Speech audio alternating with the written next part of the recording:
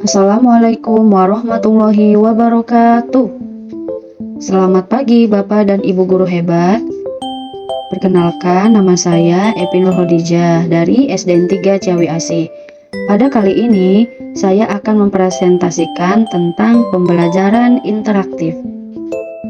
Kita lanjut ke slide berikutnya, yaitu tentang pembelajaran interaktif. Bapak Ibu guru hebat, kira-kira apa ya yang dimaksud dengan pembelajaran interaktif itu? Pembelajaran interaktif adalah suatu konsep pembelajaran yang melibatkan interaksi aktif antara guru, siswa, dan bahan pelajaran. Jadi, dalam konsep pembelajaran interaktif ini akan melibatkan penggunaan teknologi dan metode pembelajaran yang memungkinkan siswa untuk terlibat secara aktif dalam pembelajaran dan berinteraksi baik dengan gurunya maupun dengan teman sekelasnya. Dengan adanya pembelajaran interaktif ini, diharapkan siswa memperoleh pengalaman belajar yang lebih menyenangkan dan menarik. Sehingga, diharapkan pembelajaran interaktif ini memudahkan siswa dalam hal memahami dan mengingat materi pelajaran. Berikut ini ada beberapa teknologi dan metode yang sering digunakan dalam pembelajaran interaktif.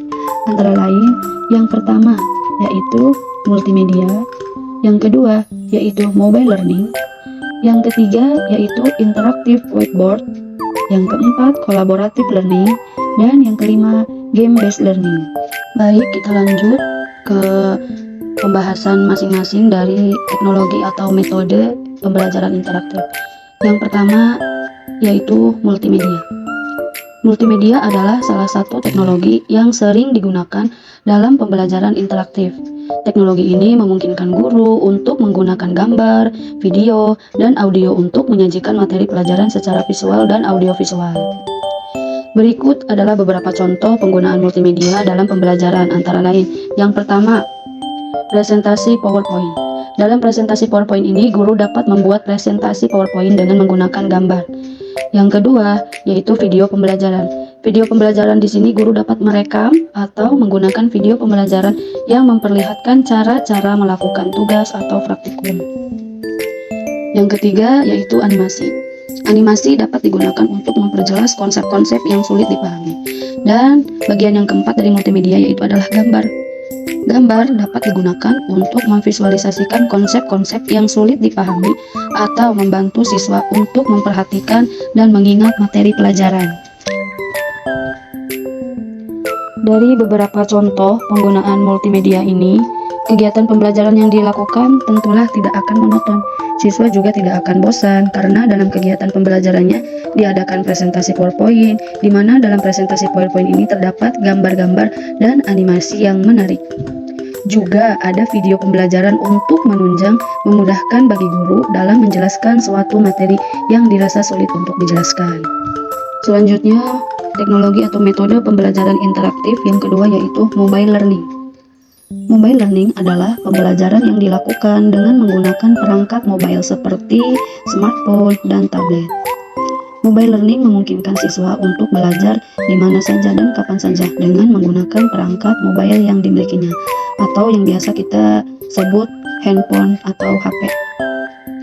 Berikut beberapa teknologi yang sering digunakan dalam mobile learning, antara lain. Yang pertama yaitu aplikasi mobile. Aplikasi mobile ini dapat digunakan untuk menyajikan materi pelajaran, memberikan latihan, dan memantau kemajuan siswa. Yang kedua yaitu mobile website. Mobile website yang dioptimalkan untuk perangkat mobile dapat digunakan untuk menyajikan materi pelajaran, memberikan latihan, dan memantau kemajuan siswa. Yang ketiga, e-book. E-book dapat digunakan untuk membaca materi pelajaran secara digital di perangkat mobile. Yang keempat, game-based learning. Game-based learning dapat digunakan untuk memotivasi siswa dan membuat pembelajaran menjadi lebih menyenangkan. Metode atau teknologi pembelajaran interaktif yang ketiga yaitu interactive whiteboard. Interactive whiteboard adalah papan tulis digital yang memungkinkan guru dan siswa untuk menulis dan menggambar, serta menampilkan gambar dan video. Interactive whiteboard biasanya terhubung dengan komputer dan proyektor. dan dilengkapi dengan teknologi touchscreen yang memungkinkan pengguna menulis atau menggambar dengan menggunakan pena digital ataupun jari mereka. Berikut beberapa teknologi yang sering digunakan dalam interaktif whiteboard, antara lain yang pertama software interaktif. Software interaktif ini seperti smart notebook yang membuat dan menyajikan materi pelajaran interaktif seperti absensi, diagram, dan gambar. Yang kedua, internet. Interaktif dapat terhubung dengan internet untuk mengakses sumber daya online seperti video, gambar, dan situs web pendidikan. Dan yang ketiga yaitu pengenalan tulisan tangan. Beberapa interaktif whiteboard dilengkapi dengan teknologi pengenalan tulisan tangan yang memungkinkan guru menulis dengan tangan mereka dan mengkonversi tulisan tangan tersebut menjadi teks digital. Teknologi atau metode pembelajaran interaktif yang keempat yaitu collaborative learning. Collaborative learning adalah pendekatan pembelajaran di mana siswa bekerja sama dalam kelompok untuk menyelesaikan tugas atau proyek dengan tujuan yaitu untuk mengembangkan keterampilan sosialnya, meningkatkan pemahamannya dalam proses pembelajaran yang sedang dilakukan bersama guru. Nah, berikut adalah beberapa teknologi yang sering digunakan dalam collaborative learning, antara lain 1. Group messaging.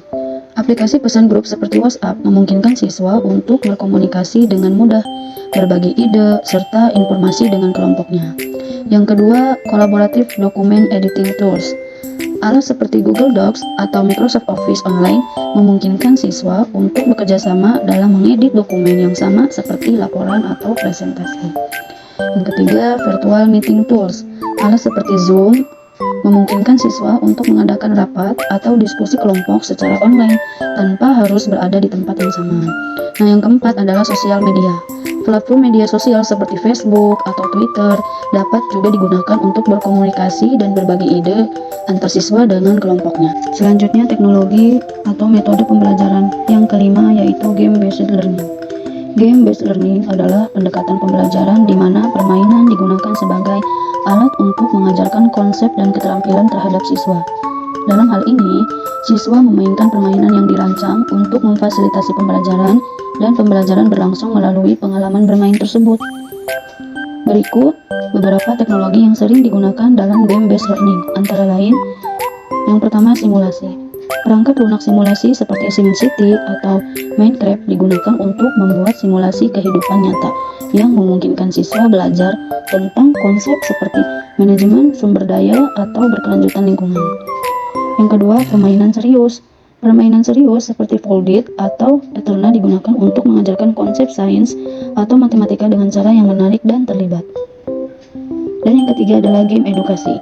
Permainan pendidikan seperti kuisis dapat digunakan untuk mengajarkan konsep atau fakta melalui permainan kuis interaktif. Nah, Bapak Ibu guru hebat, dari penjelasan-penjelasan yang telah dipaparkan tersebut, pembelajaran interaktif ini memiliki tujuan loh.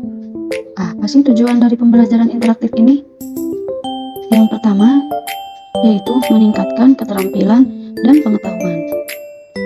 Melalui konsep pembelajaran interaktif, guru dapat mengakses materi pembelajaran yang relevan dan up-to-date, serta memiliki akses pada berbagai sumber pembelajaran, sehingga dapat meningkatkan keterampilan dan pengetahuan guru dalam menjalankan tugasnya.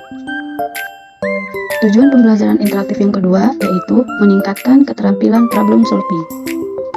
Dalam situasi interaktif, guru dapat berlatih untuk menyelesaikan berbagai masalah secara efektif dengan menerapkan pengetahuan yang dimilikinya sehingga dapat mengembangkan keterampilan problem solving atau pemecahan masalah.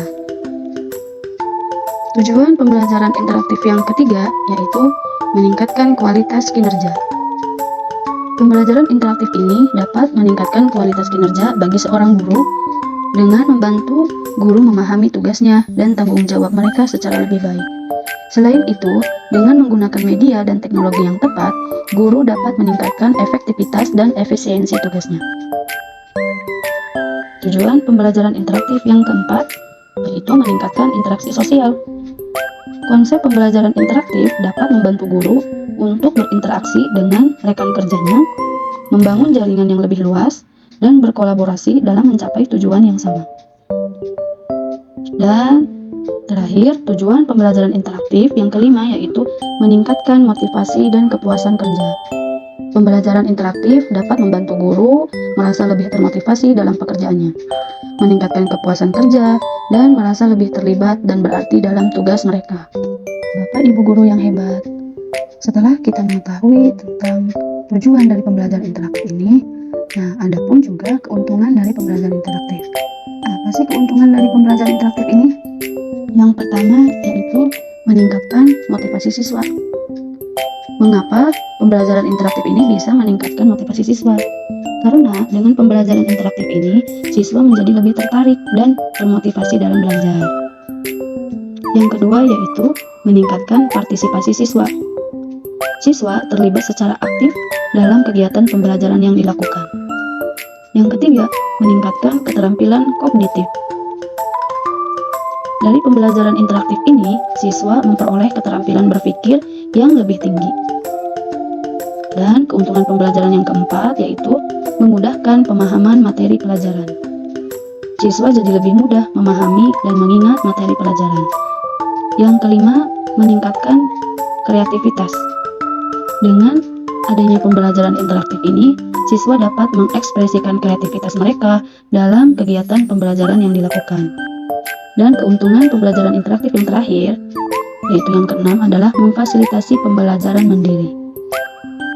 Dengan pembelajaran interaktif ini, siswa dapat belajar secara mandiri dengan bantuan teknologi. Sekian presentasi dari saya.